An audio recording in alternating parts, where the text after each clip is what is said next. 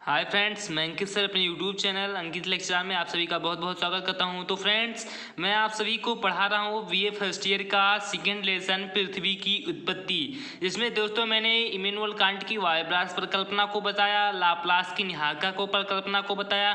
तो दोस्तों आज जो हमारा टॉपिक है वो दोस्तों है चैम्बरलेन की ग्रहाण परिकल्पना। चैम्बरलेन एक जो महान भूगोलवेत्ता रहे, इन्होंने अपने भूगोल सब्जेक्ट में काफ़ी कुछ योगदान दिया है दोस्तों। इन्होंने पृथ्वी की उत्पत्ति के संदर्भ में कुछ परिकल्पना दी है दोस्तों, जिस परिकल्पना का नाम है ग्रहाणु परिकल्पना, यानी कि प्लैनेटेसिमल हाइपोथेसिस ऑफ चैम्बरलेन। तो दोस्तों चैम्बरलेन जो थे, इन्होंने अपनी ग्रहाणु परिकल्पना दी थी। ये तो आप लोगों ने लाप्लास जी की और इमैनुअल कांट जी की वायब्रास और निहारिका परिकल्पना को नहीं देखा तो आप जाकर उसे प्लेलिस्ट में देख सकते हैं। ये मेरा थर्ड वीडियो है दोस्तों। तो दोस्तों मैं चैम्बरलेन की ग्रहाण परिकल्पना बताने से पहले आपको कुछ मेन पॉइंट्स या मेन इफेक्ट उसके जो है तो बताना चाहता हूं दोस्तों। इसमें दोस्तों हमारा पहला मेन पॉइंट है, यानी कि जो चैम्बरलेन की ग्रहाण परिकल्पना है दोस्तों, ये निहारिका परिकल्पना की ठीक विपरीत है। जो लाप्लास जी की निहारिका परिकल्पना थी दोस्तों, मैंने जिसे बताया है, उसी के ठीक विपरीत ही ये चैम्बरलेन की ग्रहाण परिकल्पना है दोस्तों। जिसे यदि आप लोग लाप्लास की निहारिका परिकल्पना को देखेंगे तभी चैम्बरलेन की ग्रहाण परिकल्पना को समझ सकते हैं दोस्तों। तो आप जाकर उससे प्लेलिस्ट में देख सकते हैं। तो दोस्तों ये जो चैम्बरलेन की ग्रहाण परिकल्पना है दोस्तों, ये निहारिका परिकल्पना के ठीक विपरीत है जो लाप्लास जी ने दिया था। और जो दोस्तों ये इसके बाद है कि अगला पॉइंट है कि चैम्बरलेन की जो ग्रहाण परिकल्पना है दोस्तों, ये कब आई थी? तो दोस्तों ये आई थी सन 1905 में, यानी कि सन 1905 में ही चैम्बरलेन ने अपनी ग्रहाण परिकल्पना दी थी।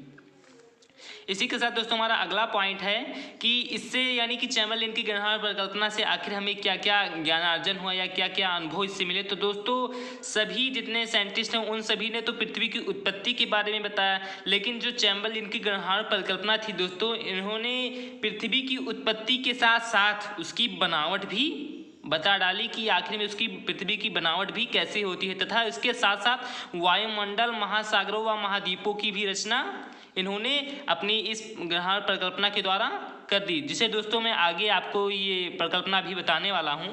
तो ध्यान से वीडियो बिना स्किप किए हुए लगातार इसे देखिए दोस्तों। यदि आप लोगों ने हमारे चैनल को सब्सक्राइब नहीं किया तो सब्सक्राइब कर दें तथा हमारे इस वीडियो को लाइक कर दीजिए। तो दोस्तों ये रहा हमारा सिद्धांत। तो दोस्तों सिद्धांत ये जो हमारा है वो इस प्रकार है दोस्तों। चैम्बरलेन ने सर्वप्रथम बताया कि जो ब्रह्मांड है दोस्तों, यानी कि जो हमारा गैलेक्सी था, सौरमंडल था जिसमें ब्रह्मांड था दोस्तों, तो यानी इन्होंने बताया कि प्राचीन ब्रह्मांड में, यानी कि जो ब्रह्मांड था दोस्तों, उसी प्राचीन ब्रह्मांड में दो विशाल तारे, यानी कि इन्होंने दैतारक सिद्धांत दिया था दोस्तों। मैं अद्वैतवादी तथा दैतवादी इन दोनों सिद्धांतों के बारे में मेरी अगली वीडियो रहेगी, मैं उसके बारे में बताऊँगा। तो दोनों ने अद्वैतवाद दैतवाद के बारे में, यानी कि दो दैतवाद यानी कि दो तारों से पृथ्वी की उत्पत्ति के बारे में विषय के बारे में बताया दोस्तों इन्होंने, कि यानी इन्होंने बताया कि ब्रह्मांड में, प्राचीन ब्रह्मांड में दो विशाल तारे थे, यानी कि दो विशाल तारे थे। ये किसने बताया दोस्तों? तो चैम्बरलेन ने बताया कि ब्रह्मांड में दो विशाल तारे थे, जिनमें से एक तारा था दोस्तों सूर्य, और दूसरा तारा क्या था दोस्तों? उसका साथी विशाल तारा। यानी कि दो विशाल तारे थे जिसमें दोस्तों पहला सूर्य था और दूसरा क्या था? उसका साथी विशाल तारा।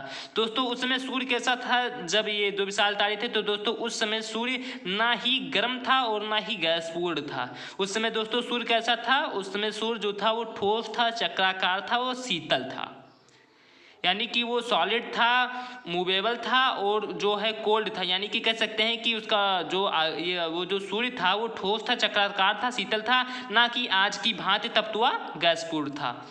तो दोस्तों उन्होंने बताया कि ब्रह्मांड में दो विशाल तारे हैं, जिसमें से पहला तारा सूर्य है और दूसरा उसका साथी विशाल तारा है। तो दोस्तों अब इन्होंने ये बताया, इसके बाद अगला पॉइंट है, इन्होंने बताया कि सूर्य और उसका साथी विशाल तारा था दोस्तों। तो सूर्य के पास, यानी कि इसी सूर्य के पास इसका साथी विशाल तारा, यानी कि इसका जो साथी विशाल तारा था, तो वहीं यानी कि सूर्य के पास उसका साथी, अगला पॉइंट क्या है दोस्तों कि सूर्य के पास विशाल तारा आया, यानी कि सूर्य के पास उसका साथी विशाल तारा आया। तो तारे के आकर्षण के कारण, यानी कि तारे के आकर्षण के कारण यानी कि सूर्य के पास जब ये तारा आया दोस्तों, तो इसी तारे के आकर्षण के कारण और दोस्तों वो आकर्षण में कौन सी शक्ति थी? दोस्तों ज्वारीय शक्ति कार्य, यानी कि ज्वारीय जो शक्ति लग रही थी, उसी शक्ति के कारण ये इन्होंने सूर्य को यानी कि साथी विशाल तारा ने सूर्य को अट्रैक्ट किया यानी आकर्षण किया। तो यही बता रहे हैं कि दोस्तों कि सूर्य के इसके साथी विशाल तारा के आकर्षण के कारण जो सूर्य है उसके पास आ गया। तो सूर्य के जब उसके साथी विशाल तारा ने सूर्य को जो अब अट्रैक्ट किया दोस्तों, तो सूर्य के धरातल से यानी कि जब वो अट्रैक्ट कर रहा था तो सूर्य के धरातल से असंख्य छोटे छोटे कण बाहर अलग हो गए।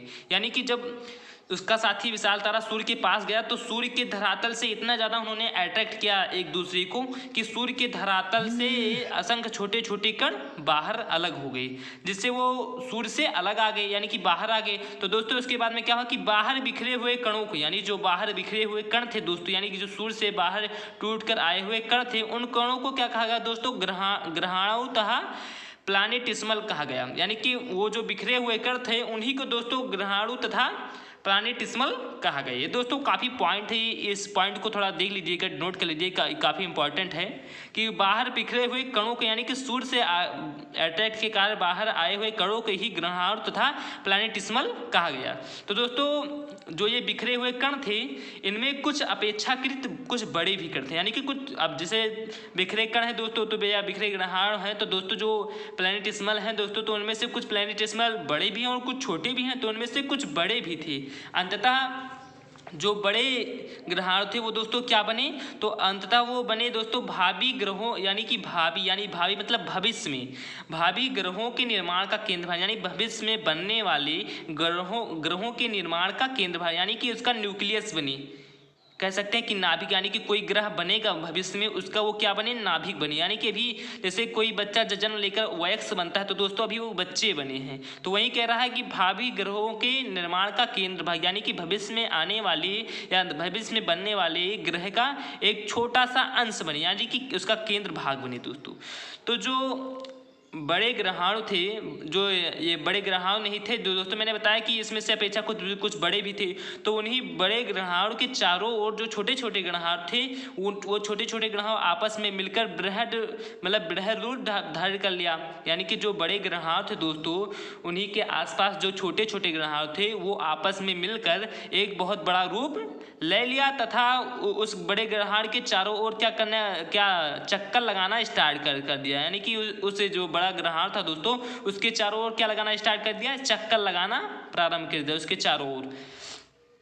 तो दोस्तों इसके बाद क्या हुआ, तो यानी कि फलस्वरूप असंख्य ग्रहाणु सम्मिलित होकर, यानी कि हमने यहाँ पर पहला इसके बाद ऊपर वाला टॉपिक था कि बड़े ग्रहाणु के चारों ओर छोटे छोटे ग्रहाणु ने मिलकर बृहद रूप धारण करना प्रारंभ कर दिया। यानी कि छोटे छोटे ग्रहाणु मिलकर किसका रूप धारण करना प्रारंभ कर दिया दोस्तों, तो बड़ा रूप धारण कर दिया। तो फलस्वरूप असंख्य ग्रहाणु सम्मिलित हो गए, यानी कि जितने भी ग्रहाणु थे दोस्तों वो जितने भी ग्रहाणु थे छोटे छोटे ग्रहाणु मतलब जो बृहद बन रहे थे, तो उन्होंने ऐसे असंख्य ग्रहाणु मिलकर सम्मिलित होकर किसमें परिवर्तित हो गए दोस्तों, बृहद आकार में, यानी कि बहुत बड़ा रूप ले लिया। छोटे छोटे ग्रहाणु मिलकर जिसे बड़ा रूप ले लिया यानी कि बहुत बड़ा रूप ले लिया। और जो दोस्तों वो बड़ा रूप ले लिया वो किस में परिवर्तित हो गए, यानी कि वो ग्रह में परिवर्तित हो गए। यानी कि मैंने बताया कि क्या बोलते हैं, ये जो मान लिया कि ये कोई ग्रह है, ये कण है, इसी कण के चारों ओर छोटे छोटे कण ये जो घूम रहे थे दोस्तों, तो ये सारे कण आपस में मिलकर एक ग्रह का रूप ले लिए। अब इसके भी किनारे किनारे कुछ कण मतलब घूम रहे थे, वो भी ऐसे घूमते घूमते तो इस प्रकार से ऐसे ग्रह नए नए बनते चले गए दोस्तों। तो जितने भी कण थे वो इन सभी यानी कि कणों से मिलकर बनते हुए चले गए, तो यानी कि वो बृहद रूप लेते गए। और जो ये बृहद रूप था ये बाद में परिवर्तित होगा, किसमें चेंजेस हो गया दोस्तों, तो ये सूर्य में चेंज हो गया। यानी कि ये जो ग्रह था दोस्तों किस में चेंज हो गया, यानी कि जो बृहद आकार जो बन रहा था दोस्तों किस में चेंज हो गया, तो वो दोस्तों चेंज हो गया ग्रह, यानी कि ग्रह का रूप उन्होंने धारण कर लिया।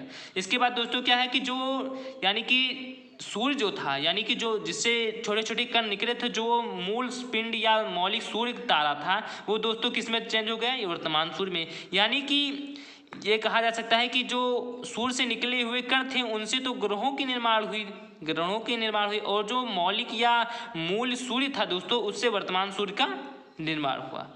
तो दोस्तों आपको वीडियो ये कहीं अगर नहीं समझ में आया तो आप कमेंट बॉक्स में इसे क्वेश्चन आप पुटअप करके ज़रूर पूछ सकते हैं। मैं आपका वहाँ पर पूरा का पूरा आपको जितना भी कोई प्रॉब्लम होगा सभी को सॉल्व कराऊंगा।